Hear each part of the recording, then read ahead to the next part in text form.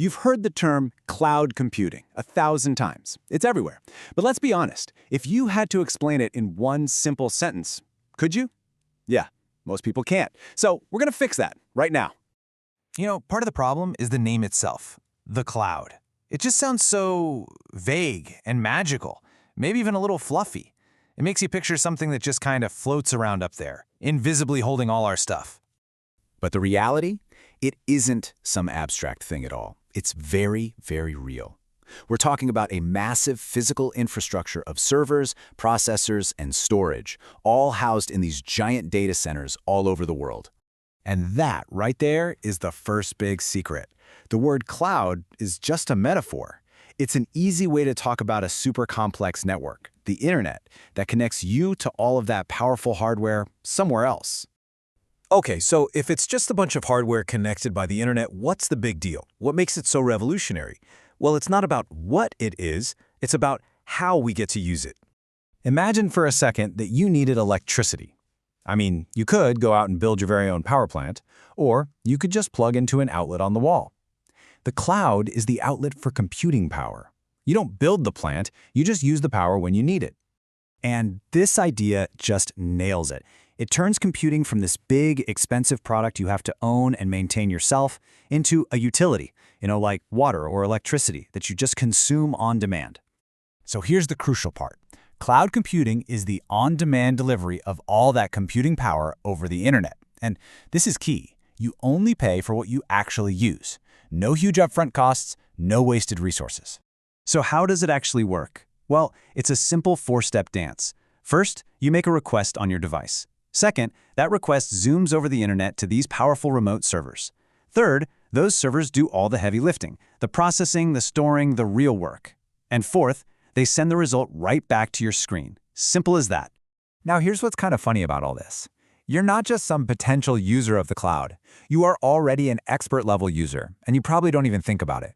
Every single time you stream a movie, send an email, save a photo to Google Drive, or even play an online game, you're using the cloud. That movie isn't stored on your TV, and that email isn't really on your phone. They live out there, in the cloud, and you just access them whenever you want. Okay, so if cloud computing is a big utility, like the water company, it makes sense that there are different ways to turn on the tap, right? Depending on what you need. And these are basically what we call service models. There are three main TAPs, or models, you'll hear about: infrastructure, platform, and software as a service. And the main difference between them is actually super simple.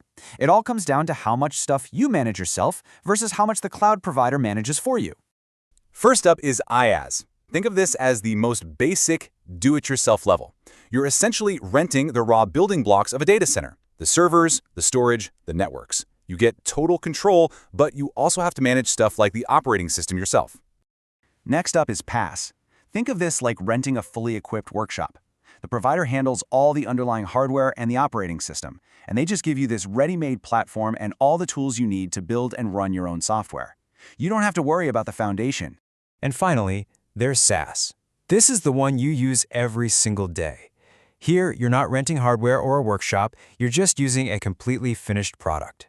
The provider manages absolutely everything. You just log in and use it. We're talking Gmail, Google Drive, Netflix, all of it. Okay, so renting hardware, renting a workshop, or just using a finished app.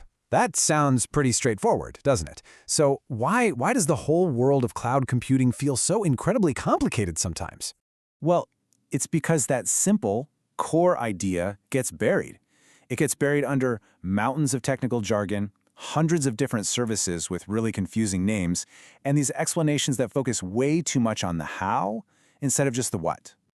So let's just clear all of that noise away for a second and get to the one single idea that makes everything click.